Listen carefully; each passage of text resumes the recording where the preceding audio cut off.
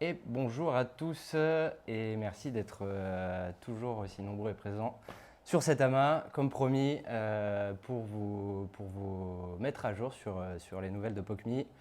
Je suis super content de vous retrouver à nouveau cette semaine, accompagné de Thomas, à ma gauche pour vous, notre fidèle et fier Product Owner, et de Nono, de son surnom, qui est directeur de la partie créateur chez nous. Cet amas, comme on vous l'a annoncé, pour faire d'abord un update sur la situation de POCMI et la restructuration que je vous ai annoncée la semaine dernière. Un update sur le produit et sur les gros chantiers des prochaines semaines et le focus dont on avait commencé à vous parler également. Et pour finir, avec Nono, un update sur Metabella et sur la roadmap de Metabella qu'on est en train de déployer.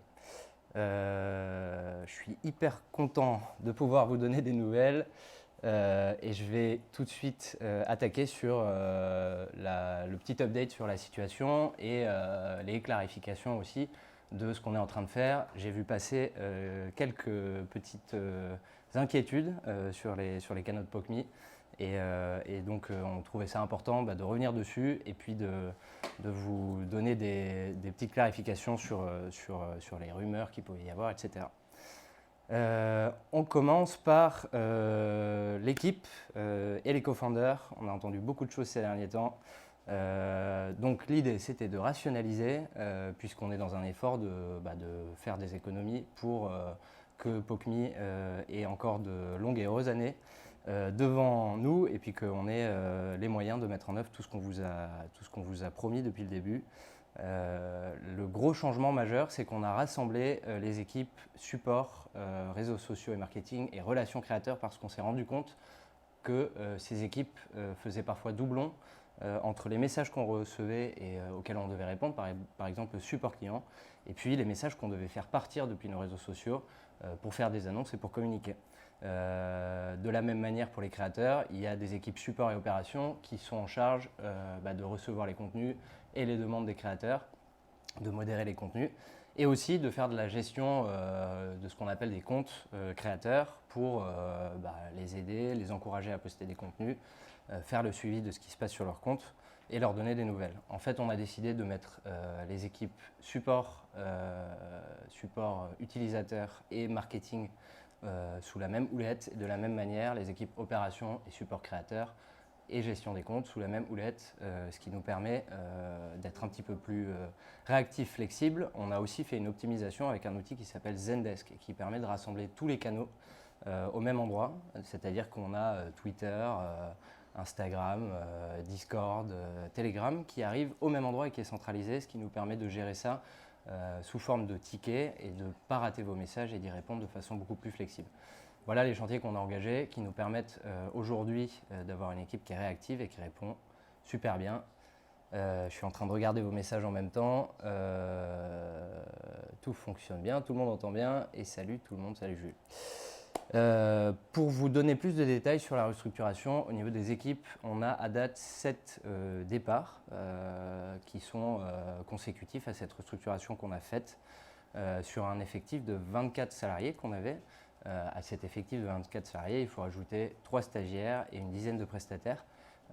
Donc on a, grâce à cette restructuration et malheureusement parce qu'on est aussi triste et affecté de devoir se séparer d'une partie des équipes, 7 départs à date. Concernant l'équipe des co-founders, parce que j'ai vu passer pas mal de messages et de questions au sujet de Marco et de Fred, on a tous les trois réfléchi de façon apaisée aux directions stratégiques qu'on veut donner à POCMI. Et on est complètement aligné sur ce qui est mis en œuvre en ce moment pour donner toutes les chances de succès à notre entreprise. On a décidé avec Marco, et dans le cadre de la restructuration, c'est ce que je voulais vous annoncer aujourd'hui, qu'il se retire de ses fonctions opérationnelles, ce qui va dans le sens de l'allègement de la masse salariale, puisqu'on était deux à avoir des fonctions de co-CEO avec 2 salaires à payer. Mais pour autant, il reste associé au projet et toujours une source de précieux conseils et d'idées qui continue d'apporter à POCMI au jour le jour. Et il essaiera d'ailleurs, il s'excuse de ne pas être là ce soir, il essaiera de passer dans un prochain AMA pour saluer la commu parce qu'on sait qu'il vous manque. Pour ce qui est de Fred, Fred, comme tous les étés, il se partage entre la production de vidéos dans divers coins du monde et aussi les vacances en famille. On le salue d'ailleurs et j'espère, Fred, que tu passes de bonnes vacances. Il m'a chargé de vous passer à tous le bonjour. Voilà. Ensuite, on passe aux ressources, puisqu'on a aussi fait une réduction d'un certain nombre de budgets. J'ai entendu passer là aussi quelques rumeurs sur les locaux. Déjà, ce qu'il faut savoir, c'est qu'on a emménagé il y a un peu plus de 6 mois dans des locaux qui nous permettaient de continuer la croissance de POCMI, puisqu'on était déjà plus de 20 et qu'on était logé dans un coworking très célèbre qui nous coûtait, je vais vous dire les chiffres de façon transparente, 14 000 € par mois. C'est assez cher. Si jamais on atteignait les 30, ça nous aurait coûté plus de 20 000 €. Et on a décidé de trouver des locaux qui nous permettaient de tenir pendant au moins 2 ans sans déménager pour un budget similaire, puisqu'on paye aujourd'hui dans les locaux 24 000 € par mois. On aurait pu dans ces locaux grossir jusqu'à 60 à 70 salariés. Donc c'était une grosse économie d'échelle. On a déménagé 4 fois en l'espace de 6 mois avant de déménager finalement dans ces locaux. Et c'est pour ça qu'on est allé là. On a essayé de le faire de façon rationnelle. On a négocié ce qu'on appelle des franchises de loyer, donc on n'a pas payé le loyer pendant 6 mois. Et avec le loyer économisé, on a fait quelques travaux dans les locaux pour pouvoir y emménager. Aujourd'hui, l'idée, c'est effectivement d'économiser sur tous les postes, dans la mesure où on a un petit peu ralenti la croissance et réduit la taille de l'équipe. Comme je l'ai vu passer sur les réseaux sociaux, on envisage potentiellement de changer de locaux. Ce n'est pas quelque chose qui se fait du jour au lendemain, mais on est effectivement en train de mettre cette option sur la table parce qu'on a d'autres sociétés avec qui on a l'habitude de travailler, par exemple, qui pourraient mettre en commun et avoir des locaux avec nous. Je vois beaucoup de gens qui veulent montrer qu'on monte nos têtes à la fin de l'AMA. Alors je crois qu'on nous voit en tout petit en haut, mais à la fin de l'AMA, on aura une session de questions-réponses où je répondrai avec Nono et Thomas pour les sujets produits et pour les sujets créateurs, et Metabella, et donc on pourra se voir, il n'y a pas de problème. Ensuite, je voulais aussi être extrêmement transparent avec vous sur la restructuration. Donc on commence à aboutir à une équipe restructurée comme on le voulait et à avoir achevé un certain nombre des projets et des sujets sur lesquels on voulait faire des économies. Et après les départs, on a un runway qui dure 1 an et demi. C'est-à-dire qu'on a les ressources sans gagner un centime, sans tenir compte du chiffre d'affaires qu'on fait sur la plateforme, pour tenir 1 an et demi, pour mettre en œuvre tout ce qu'on vous a dit qu'on mettait en œuvre, pour améliorer la monétisation et pour passer la phase un petit peu compliquée sur le marché de façon générale. Pour lever les craintes et les clarifications, j'ai vu d'autres sujets passer, notamment des histoires de vacances. Il y a, paraît-il, une rumeur où on serait parti, ou je serais parti en vacances avec les sous de la boîte. C'est complètement faux et je tenais à vous le dire. Je suis parti effectivement en vacances 2 semaines depuis le début de l'année, donc en 7 mois, sur mes deniers propres et évidemment sans dépenser les budgets qui sont abordés. J'ai vu aussi passer des rumeurs sur la levée de fonds. Elle était évidemment en cours. Pour ceux qui le souhaitent, je pourrais vous communiquer d'ailleurs tous les supports qui ont été faits à cette occasion, ainsi que la stratégie qu'on avait sur la levée de fonds. On a également signé une term sheet avec un fonds d'investissement qui n'a pas pu être mis en œuvre. Donc une term sheet, c'est un accord avec un fonds. Et il y avait des conditions suspensives, donc des conditions pour qu'on puisse mettre en œuvre le deal, liées aussi à l'état du marché et à la liquidité de la crypto. Et les conditions de liquidité, malheureusement en ce moment, ne sont pas réunies. C'est pour ça qu'on a dû décaler nos projets de levée de fonds qui pour autant sont toujours sur la table. Et d'ailleurs, on est encore en train d'étudier plein de pistes pour les 6 à 8 mois qui viennent pour financer le projet, sa croissance et pour continuer de gagner des parts de marché. Et pour finir, j'ai vu passer des histoires de factures chez des loueurs de voitures. Sachez qu'on a quelques déplacements pro. On est notamment allé à LA avec Marco et les factures ne sont pas des ordres de grandeur que j'ai vus, c'est des factures de voitures normales pour quelques centaines d'euros. Et c'est arrivé peut-être 3 ou 4 fois lorsqu'on était en déplacement. Il n'a jamais été question, comme je l'ai vu, de factures à 160 000 euros. C'est le prix d'une Ferrari toute neuve. Voilà pour la partie clarification et update sur les équipes. Je voulais vraiment essayer d'être le plus transparent possible sur la situation, sur nos réflexions, sur tout ce qu'on avait pu se dire avec les co-founders, avec les équipes qui restent et qui sont toujours sur le pont avec nous. J'espère que ça pourra un petit peu vous rassurer. Je suis disponible sur les réseaux, sur Telegram, et vous pouvez aussi me poser des questions si vous le souhaitez. En tout cas, sur toutes les rumeurs que j'ai vues passer, j'espère que ça a éteint un petit peu vos inquiétudes et que ça peut vous rassurer, et aussi que vous y voyez clair sur notre plan d'un point de vue stratégie et structuration d'entreprise pour qu'on passe toute cette période de crypto un peu compliquée de la meilleure façon possible. On va passer à la partie produit, avec laquelle pendant laquelle je vais vous présenter les gros chantiers du moment avec Thomas. J'ai commencé à vous en parler la semaine dernière.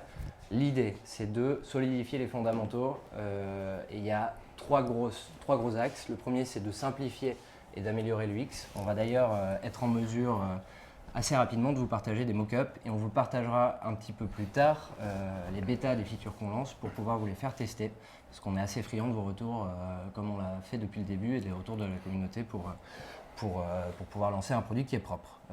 On veut enlever le maximum de friction en simplifiant le produit et on veut aussi augmenter, comme je vous le disais, l'adoption des utilisateurs Web 2 qui font partie de notre trafic, une grosse partie de notre trafic, et qui aujourd'hui ont un petit peu du mal à utiliser POC.me, accéder à des contenus et à potentiellement s'offrir des contenus ou les monétiser ou débloquer des contenus spéciaux.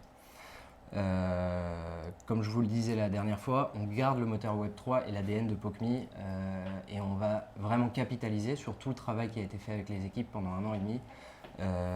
Simplement, on veut aussi optimiser la carrosserie pour une meilleure expérience et pour mieux transformer. Je vais laisser la parole à Thomas qui va vous parler des gros chantiers des prochaines semaines sur la partie produit. Bonjour Louvre, bonjour à tous, à toutes et à tous d'ailleurs. Donc Thomas, Product Owner POC.me. Donc on s'était évidemment déjà parlé, rencontré lors du dernier AMA Product. Donc je sais que ça fait un petit moment maintenant, mais voilà, je suis hyper content de pouvoir rediscuter avec vous, rééchanger. Surtout n'hésitez pas en fin d'échange si vous avez des questions, on y répondra avec plaisir. L'idée aujourd'hui, c'est que je puisse vous présenter assez rapidement, ce n'est pas un AMA produit, mais c'est que vous puissiez avoir en tout cas les grandes lignes pour les prochaines next steps, d'accord, les grosses étapes sur lesquelles on va pouvoir avancer. La première, donc, qui va s'afficher à votre écran là, dans les prochaines secondes, c'est le Cloud Wallet.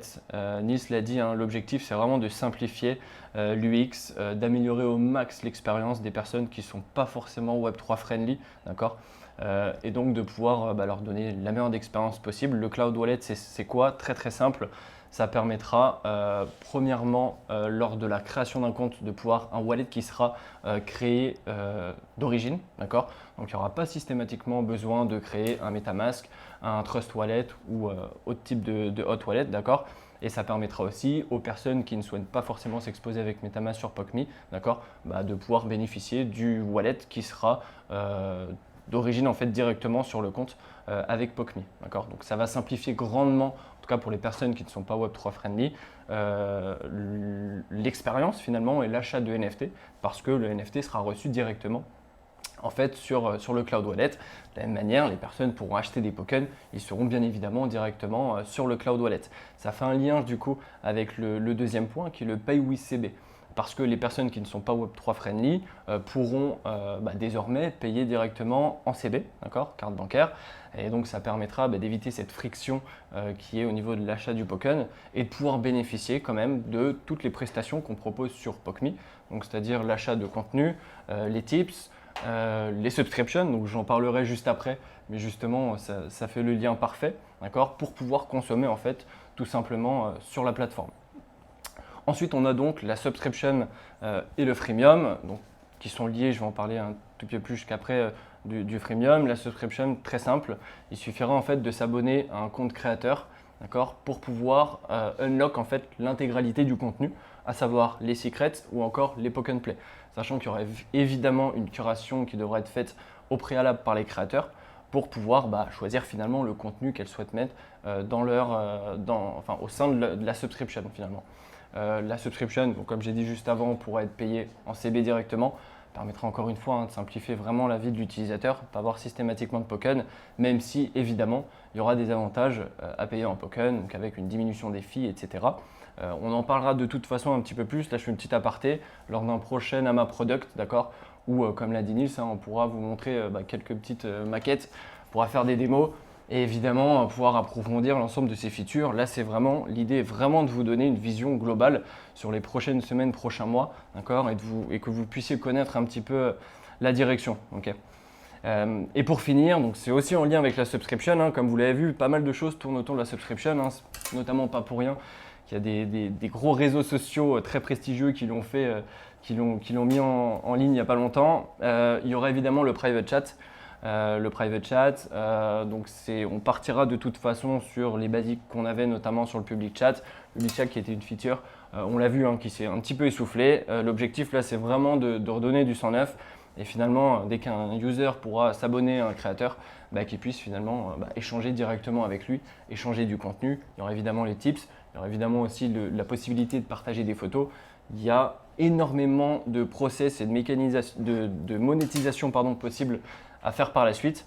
Donc voilà, je voulais vraiment faire un petit tour des grosses features. Sachez que c'est pas mal de travail aussi côté back, donc on travaille énormément dessus en termes de process, en termes tech aussi.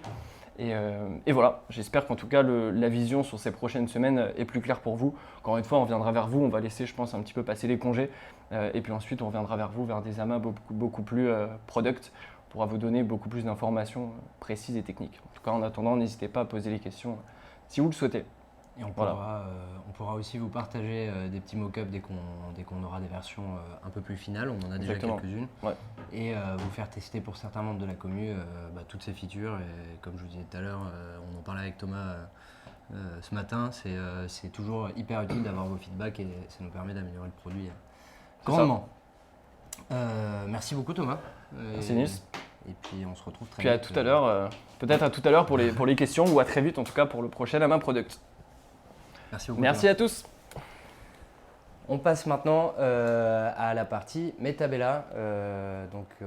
J'attends juste que Arnaud récupère un micro. En attendant, je vais peut-être regarder si vous avez des petites questions qui pop.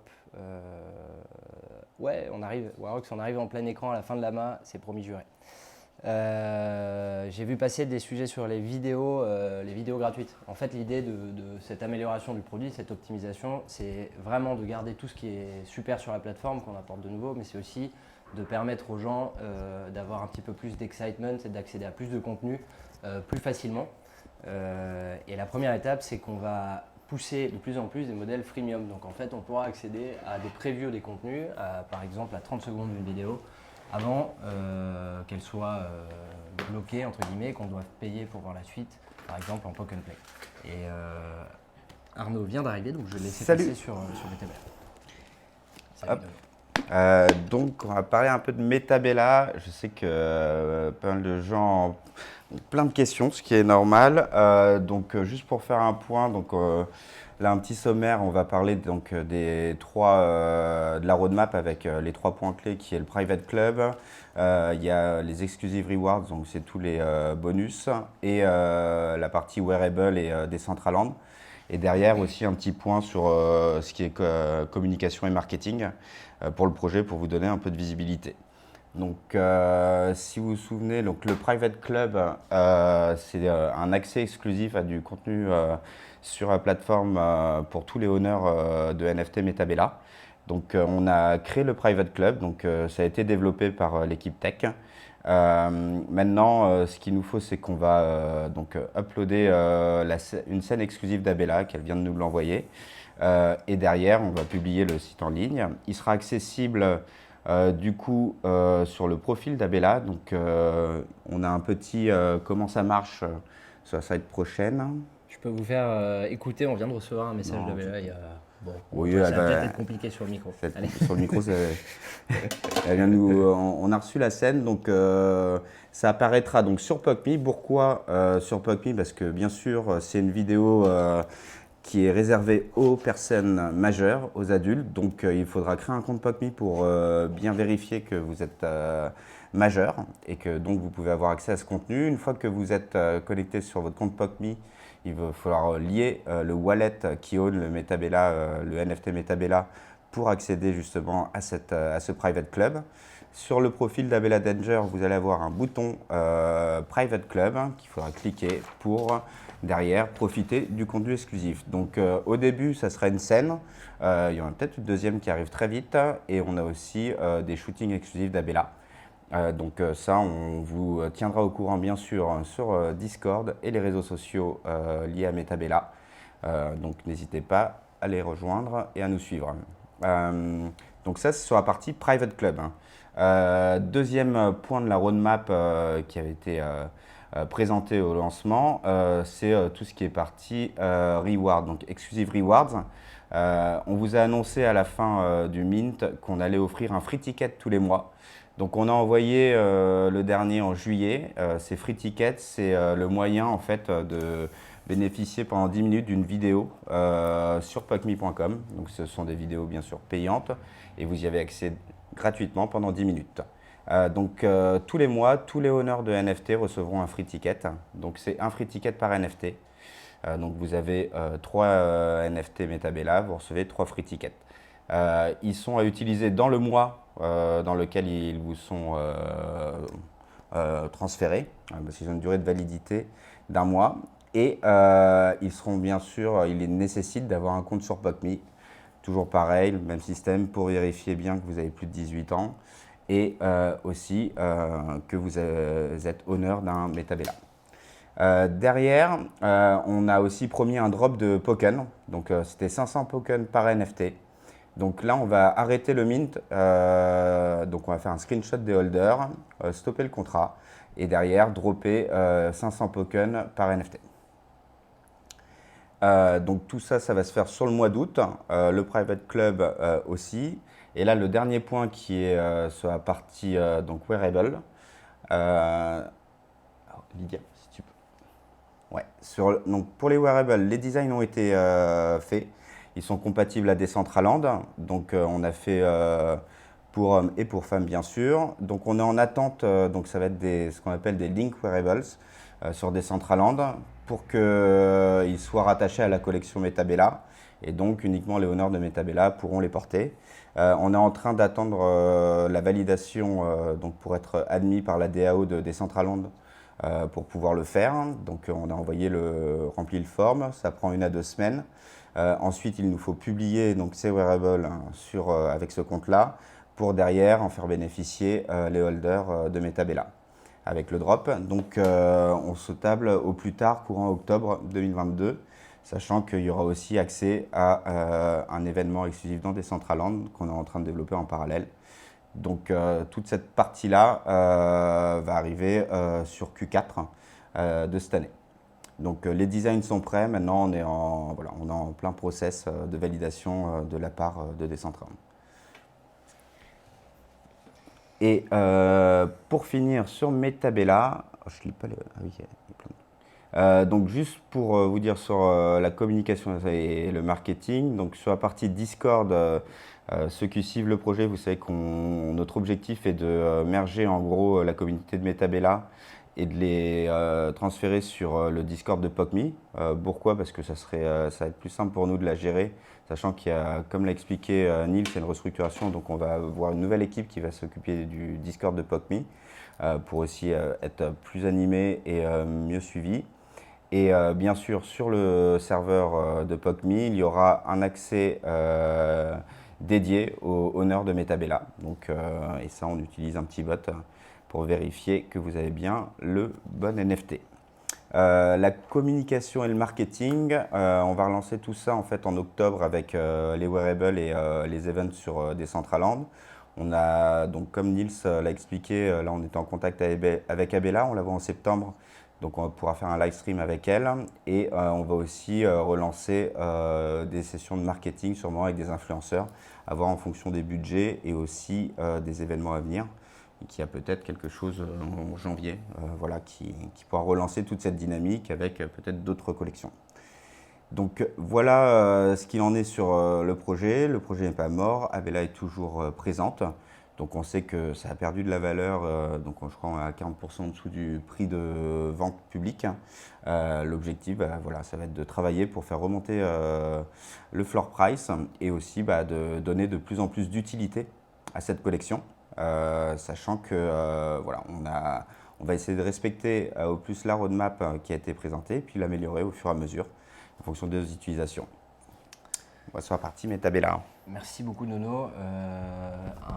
Une collection NFT, c'est un peu comme une SEO, il y a une roadmap, il y a plein d'actions qui peuvent être faites pour lui donner de la valeur.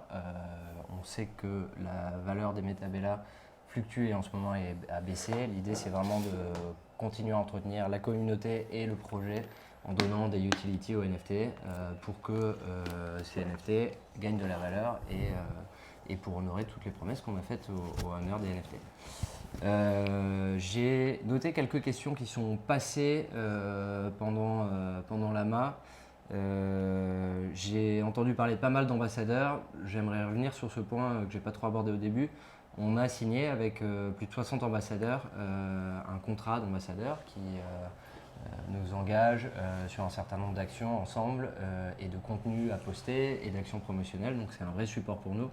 Il faut savoir qu'avec tous ces ambassadeurs, on a un reach, donc on touche plus de 50 millions de personnes en les activant. Par contre, on n'a pas d'intérêt à activer des opérations de com ou des communications de nos ambassadeurs sur des moments où le marché n'est pas forcément favorable, où il y a moins de news et on préfère garder les budgets marketing et les actions ambassadeurs sur des moments où il y a des super belles features qui arrivent sur la plateforme et des belles news à annoncer. C'est pour ça qu'aujourd'hui on est un petit peu plus silencieux puisqu'on doit, comme vous le savez, traverser une période un peu plus difficile de restructuration et qu'on se garde des budgets market et des ambassadeurs et des communications d'ambassadeurs pour les moments un peu plus propices. Tous les ambassadeurs sont encore à bord, on parlait tout à l'heure avec Abella, je viens de recevoir pendant cette AMA un message de Manu Ferrara qui suit tout ça de très près et qui est toujours de très bons conseils et super actif dans le projet. On a travaillé avec pas mal de monde et on a eu des échanges avec tous les ambassadeurs que vous connaissez pour préparer une belle rentrée et pour pouvoir communiquer comme il faut. J'ai vu passer des questions au sujet des partenaires bancaires. On a sur la partie paiement CB shortlisté 3 acteurs. On est en train de commenter un contrat et de faire des échanges avec un des prestataires qu'on a choisi. Et a priori, si on se met d'accord sur le contrat, on va pouvoir déployer assez rapidement le module de paiement carte bleue, ce qui va permettre de s'offrir des contenus et de consommer sur POCMI sans passer par la crypto. Ça couplé avec le Cloud Wallet dont vous parlait Thomas tout à l'heure.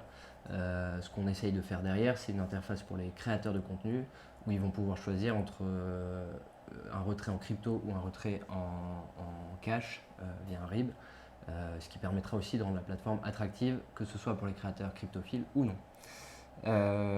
J'ai vu passer des questions sur le burn.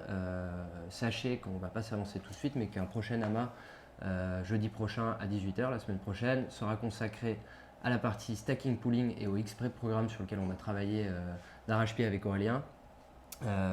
Et on vous parlera des projets qu'on a sur la partie crypto, puisqu'aujourd'hui, l'idée, c'est de traverser la tempête, de rester fort et puis aussi de commencer à mettre des nouvelles dynamiques pour toute la communauté qui nous fait confiance et qui a investi dans le projet POCMI. Donc des sujets de burn qui sont aujourd'hui sur la table, dont on vous parlera plus en détail au fur et à mesure qu'on aura des décisions finales, mais ça fait partie des choses qu'on envisage.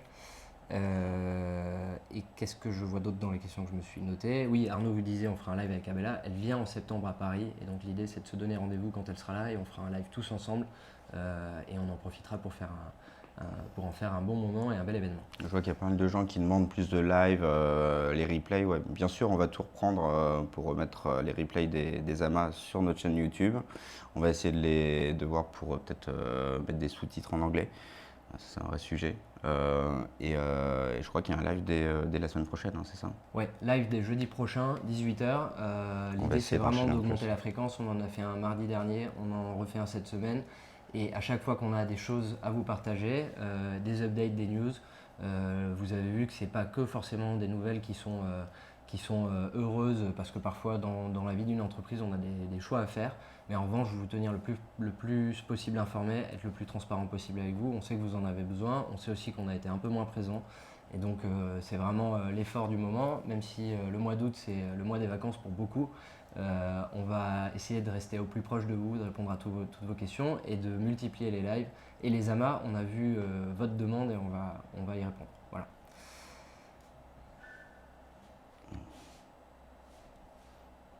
Vanter la commu Pokken Army à CZ. Je ne sais pas si vous avez vu, mais on s'est croisé avec CZ il y a quelques semaines quand il est passé à Paris pour la Paris Blockchain Week.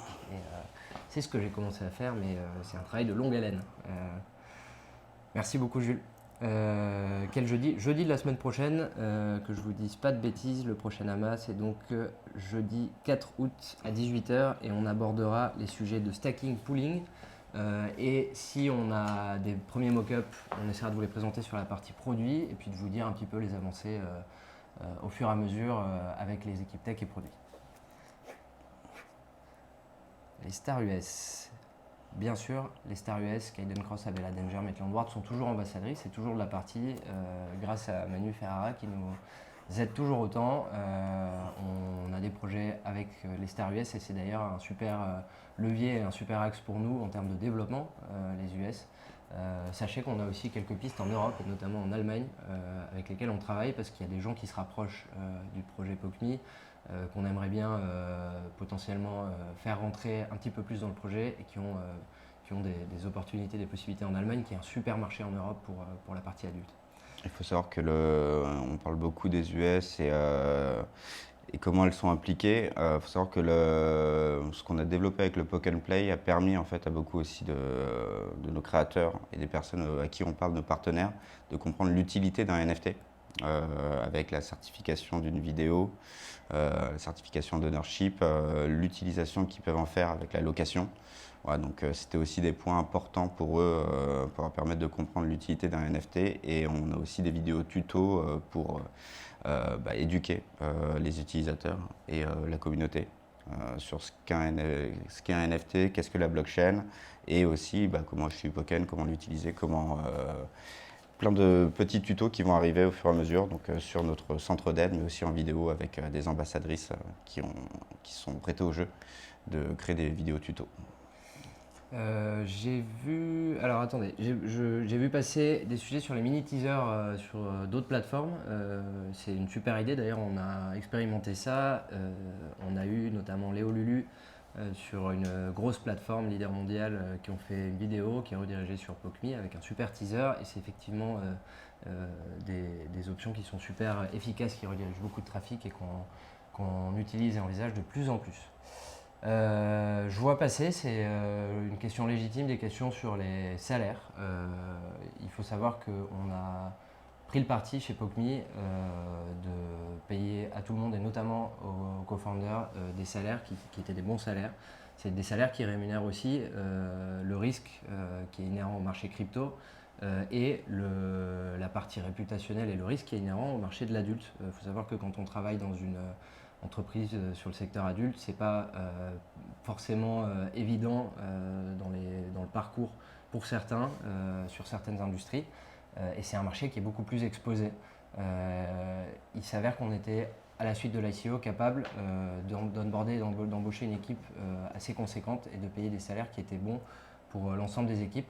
On a fait le choix, parce que c'était prévu dès le début avec Marco, de réduire drastiquement la partie co-founder. C'est aussi à ce titre qu'on n'a plus qu'un salaire sur les co-founders et que ce salaire est réduit pour plus de moitié au moment de la restructuration, en ligne avec ce qu'on est en train de faire et les efforts qu'on fait Voilà, j'espère que ça répond aux sujets qui ont été levés là-dessus. Et encore une fois, si vous avez d'autres questions là-dessus, vous pouvez vraiment m'en parler.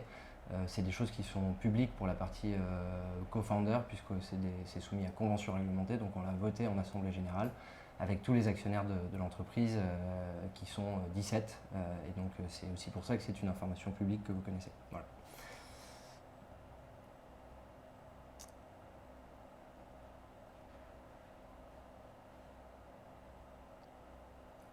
Voilà tout le monde, merci pour vos messages.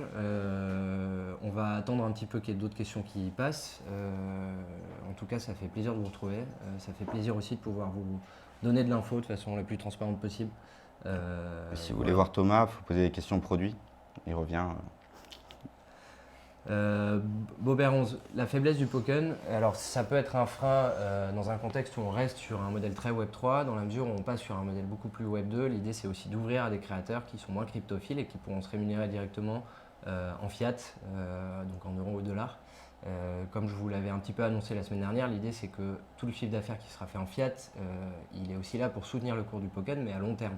On traverse une grosse période de crise, on ne sait pas exactement combien de temps ça va durer, mais ce qui est sûr, c'est qu'on va réinjecter sur le marché de la liquidité, et en fait, c'est là où on dit on va solidifier les fondamentaux, parce que plus on fera du chiffre d'affaires et du volume sur la plateforme POCMI, plus on va injecter de liquidité sur le marché. Et ça va recorréler le cours du token et la valeur du token avec la réalité et avec la liquidité qu'on crée sur la plateforme POCMI et éventuellement avec l'utilisation du token sur d'autres plateformes à plus long terme. Voilà. C'est plus sain, c'est pas un modèle qui repose sur je ne sais quel Ponzi ou que sur du marketing, c'est vraiment un modèle qui repose sur des fondamentaux et sur de l'économie réelle. Ça va prendre un peu de temps, c'est pour ça qu'on a fait en sorte d'avoir les épaules solides et de faire évoluer le produit dans la bonne direction pour qu'à long terme, le token se renforce et repasse des seuils qui feront plaisir à tout le monde. Voilà. J'entends parler Timiko faire des vlogs sur les équipes. Il faut savoir que, vu notre industrie, il y a des personnes qui ne veulent pas être filmées. Donc il y a très peu de personnes qui veulent passer devant la caméra. Comme vous, pas peur de dire qu'on investit, mais pas sûr qu'ils veulent se mettre en avant. C'est aussi la difficulté qu'on a sur la communication interne. Et d'ailleurs, merci Nono et merci Thomas d'assumer, de porter le projet, dont par ailleurs je sais que vous êtes fiers et de faire ce boulot-là avec nous. On a toujours POCMI Inside, on en parlait avec Lydia qui s'occupe des réseaux sociaux chez nous, qui permet de montrer un petit peu l'intérieur du décor. C'est vrai qu'on en a moins posté ces derniers temps, on est en train de travailler sur le calendrier éditorial avec Mel, que vous connaissez déjà pour certains, et qui reprend le marketing sous sa houlette, qui est avec nous d'ailleurs pendant ce stream aux côtés des modérateurs. Et donc, on revoit le calendrier éditorial pour les mois d'août et septembre et on va prévoir un peu plus de POCMI Inside pour que vous ayez des nouvelles de l'intérieur. Éventuellement, si on bouge, par exemple, que vous sachiez un petit peu où on va et la tête des nouveaux locaux et que vous ayez un petit peu plus des images du cœur du réacteur. Combien de salariés chez The Poken Company? Je vous le disais, on était 24 salariés, on a 7 départs qui sont confirmés, donc ça nous fait un total de 17 salariés. Qui peut varier encore de 1 à 2 salariés selon les restructurations et les souhaits de chacun, puisqu'on fait en sorte que tout se passe dans les meilleures conditions pour tout le monde. Voilà. Et en plus de ça, on a 3 stagiaires et on a une dizaine de prestataires qui ne font pas partie de la masse salariale, mais qui travaillent avec nous au quotidien. Je pense à Victor, Alex, qui nous a encore aidé juste avant ce stream, et par exemple à des sociétés qui nous aident sur la partie UX, c'est les mock-ups qu'on vous présentera très prochainement. On travaille dessus avec des prestats qui permettent d'avoir une agilité qu'on n'a pas si on internalise et d'éviter aussi trop d'alourdir la masse salariale. Voilà. Les ambassadeurs ajoutent le lien POCMI. C'est vrai, on travaille dessus. D'ailleurs, Nono a pas mal bossé dessus. On va tout reprendre. On va refaire un peu le tour de tout le portefeuille des créateurs. On est en train de faire une passation avec la nouvelle structuration des équipes. AD, qui est notre fidèle modérateur, va aussi prendre une partie de la relation créateur et on reprend un peu tout le portefeuille pour répondre aux messages qui étaient en attente et pour améliorer la visibilité côté créateur. Alors on publiera, comme on le fait à chaque fois à Niloom, un petit récap de l'AMA qui permettra d'avoir toutes les infos importantes. Je vois POCMI Flower, quid de la concurrence. Alors la concurrence, elle est saine et c'est bien qu'elle existe. Je pense que l'ensemble des projets concurrents traversent comme nous une période qui est un peu plus compliquée. Jusqu'ici, on arrive à maintenir notre place sur le marché et cette concurrence, elle nous permet d'entretenir aussi une dynamique et elle valide le modèle sur le marché puisqu'on n'est pas les seuls opérateurs, même si on a une place importante sur le marché grâce à vous et la communauté forte qu'on a derrière. Je ne veux pas trop m'avancer sur les sujets de compliance, mais on est, sachez-le, en train de travailler dur pour que POCMI soit reconnu de la façon la plus légitime possible en France et pourquoi pas ailleurs, comme un acteur du marché des actifs numériques et de la crypto, et pour opérer de la façon la plus fluide et la plus compliant, donc j'ai perdu le mot en français, la plus Compliant. Possible, voilà. Ah, je vois Chloé qui parle AD chaud. Non, c'est pas Adrien Laurent. AD, c'est l'autre AD qui est modérateur. Mais Adrien Laurent, on a déjà échangé avec lui, une personne très cool, il était avec nous à Los Angeles. Donc pourquoi pas. C'était des choses qu'on discutait déjà, sachant qu'il est un peu entré dans l'industrie. Merci Olivier Dunor, effectivement, conformité. Pourquoi la supply n'est toujours pas vérifiée sur CMC? C'est un sujet qu'on a vu avec Aurélien pas mal de fois. On a essayé de se conformer à toutes les requêtes qu'ils ont faites, notamment d'avoir une API directement sur la plateforme qui donnait la supply circulante en temps réel en appelant l'API. Je vois que... Je suis désolé. Et donc c'est des sujets de liquidité et de taille sur le marché qui nous permettront de débloquer des seuils pour que la supply soit vérifiée. C'est simplement que le marché en ce moment ne permet pas de passer ces seuils, mais on est toujours sur le sujet et dès qu'on pourra, on fera passer ça.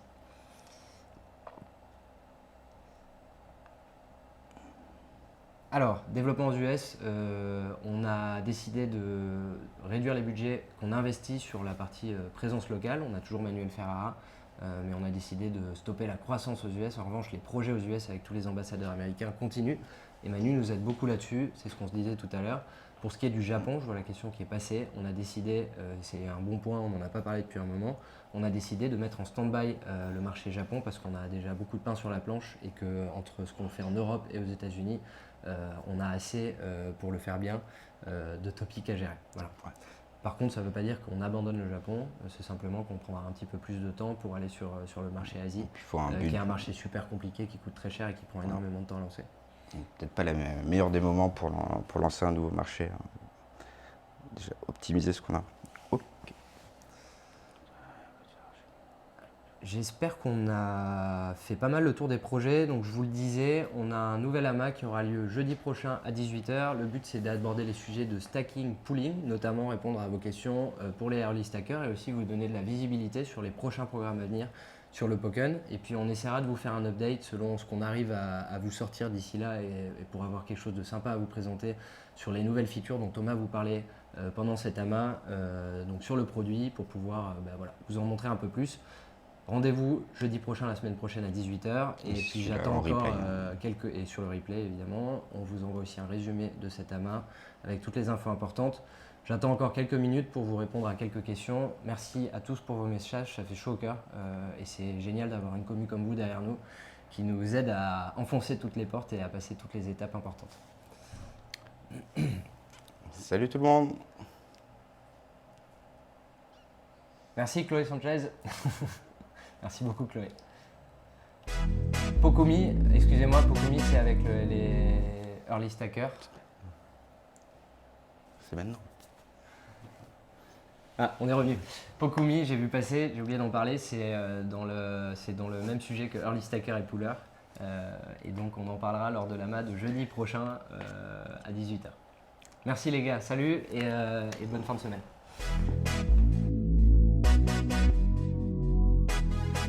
Pokemi.